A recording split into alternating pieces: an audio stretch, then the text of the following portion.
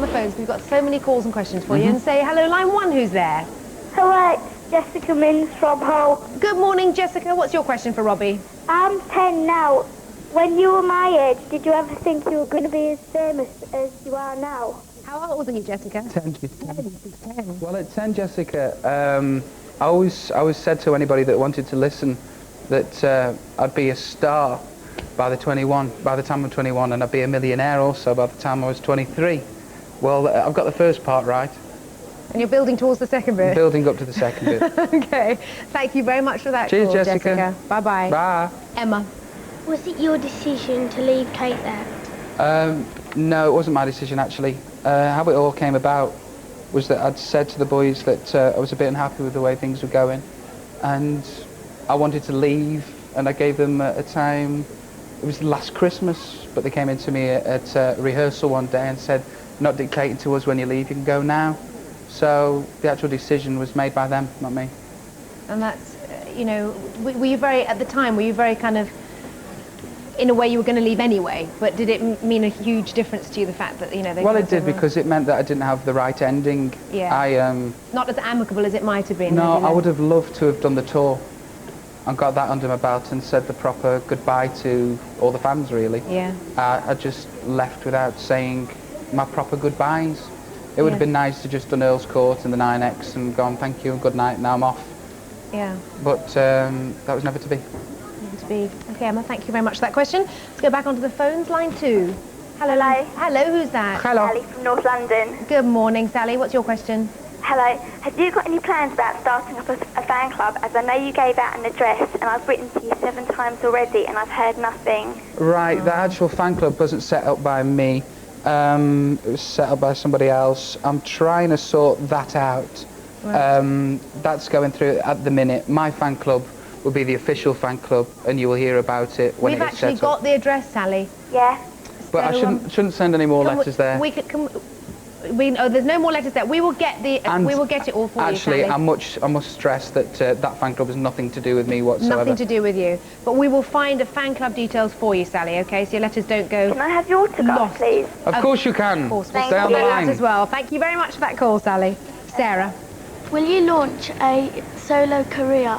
And if so, in which style of singing? Well, I wouldn't like to say yet, because I wouldn't like to pigeonhole anything that I'm doing at the minute. I think I'll let people decide what style they think it is, but it's not going to be Oasis, like everybody else is saying in the press, and it's going to be nothing like Take That. That's the problem, isn't it? When you just sort of, all you did, I think, in fact, was just sort of say, I love Oasis, I love their music. Now everybody thinks that you're going to emulate them, which you're probably not. No, well, people just like writing stuff. They like finding stuff to write about you when they can't find anything on you. So I think that was just one of those things. But at the minute, I'm just going to do something that's good, and I hope people go out and get it. And unique. Of course we will. Of course we will indeed. But you're fans of Oasis and lots of other people as well, aren't you? Yeah, I'm a big fan. I'm a fan of music you are a fan. in general. Generally. Okay. Let's go back onto the phones. Line 3, who's there? Hello, it's Karen from Chelmsford. Hello. Good morning, Karen. What's your question? Do you think you're going to win your court case to break free from your record company on the 26th of February? Thanks for mentioning the date then, because I'd organised to go a party and I'll have to cancel it now. No, I definitely do think I'll win it. I definitely do think there's no chance that the big boys are going to get at me again. I hope so anyway. Do you know what I mean? It's sad that it's had to result in this, isn't it, in a way? Yeah, it is really sad, and it's sad that I'm not allowed to work. I've not been able to work for 8 months, and that gets you down pretty much when you've been working constantly for 6 years under the Take That regime, where you didn't have a chance to turn your back or look around to do anything.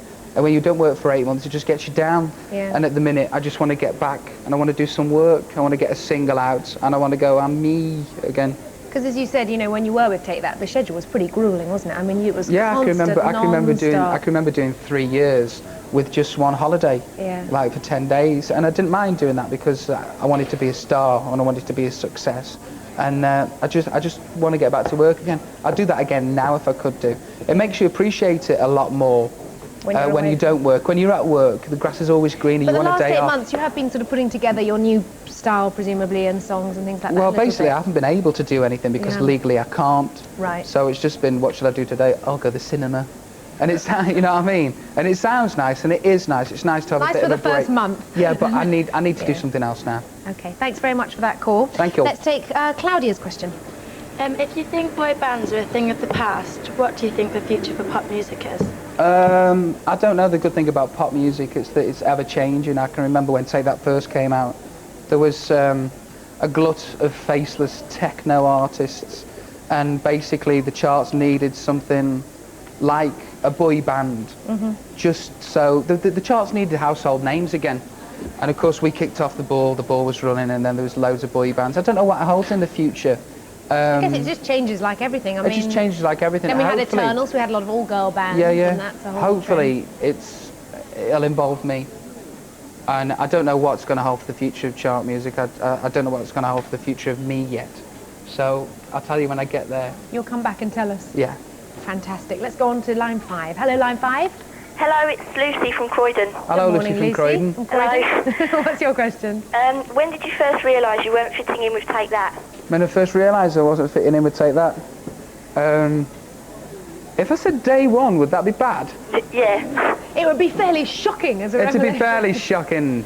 No, I don't know though. I don't think there was a point where I thought it's 9 o'clock in the morning, I'm having my orange juice and my croissant, and I don't fit in. I think it's just, I think it's a gradual process that you start to realise over a matter of months. I suppose it was in the last year and a half or so. You really felt that? Okay, thank you very much for that call. Richard, let's get in your question. Do you miss the other members of Take That? I'd love to say yes, but unfortunately I don't. I phoned the boys last night. I love Mark to bits, Camera 5, I love Mark to bits and I really miss you, mate.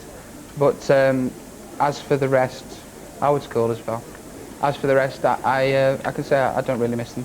Why don't you miss them? Because I mean, you were quoted even on our programme saying, you know, that you were all great friends at one time. Yeah. Grown apart from them. But you don't know what you can and can't say when you first split from a band, do you? That's true. I think it's got nothing more to do than just 7 days a week, 24 hours a day. Yeah. For 6 years, you become to get annoyed by people's egos, and you start to get annoyed by people the mind games, and I think that's why basically. Right. 6 years with, I mean, I suppose you know when you're at school and you're with your best friends, you're going to fall out every now and again, aren't you? Okay. You know what I mean? You'll know what I mean, don't you? Righty-ho. Focus on you. Thanks for that question, Richard. Let's go to line 6. Hello, line 6. Hello. Hello, who's that? Hello. It's Claire from Orpington. Good morning, Claire. What's your question? You've already been such a huge star and you've seen like many countries of the world, but have you still got any unfulfilled ambitions? Other unfulfilled ambitions?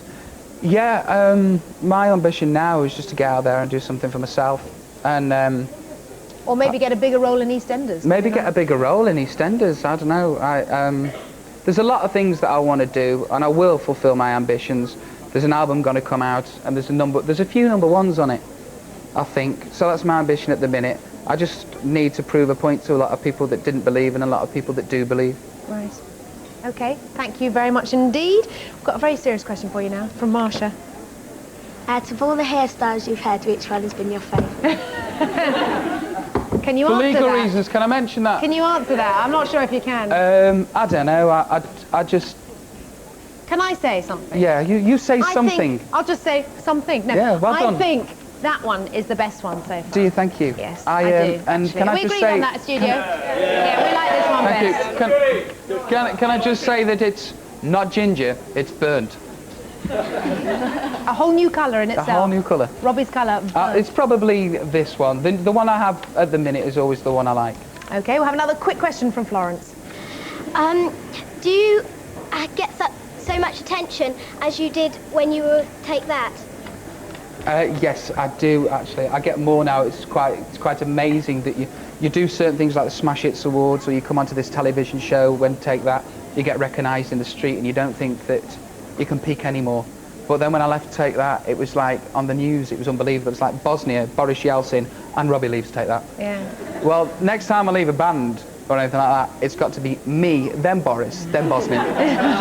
But it's amazing. I mean, people, you know, truck drivers in the street, onk, well done, Robbie, and all that business. I'm more famous now than I ever was in Take That. Andy, have you a question? I do actually. Do you think they miss you? Do they? Probably not. Probably not. Actually, yes, I would do. I would say they miss me. And why not? I'm great. Robbie, There we are, thank then. you very much for being with us this morning. Thank you, it's a Thank pleasure. you very much indeed. Come back again. Absolutely. There's another hot seat next week, of course. I'll tell you what it is, Andy. Thank you, Robbie. In next week, Hot Seat, we offer you not one, not two, but a whole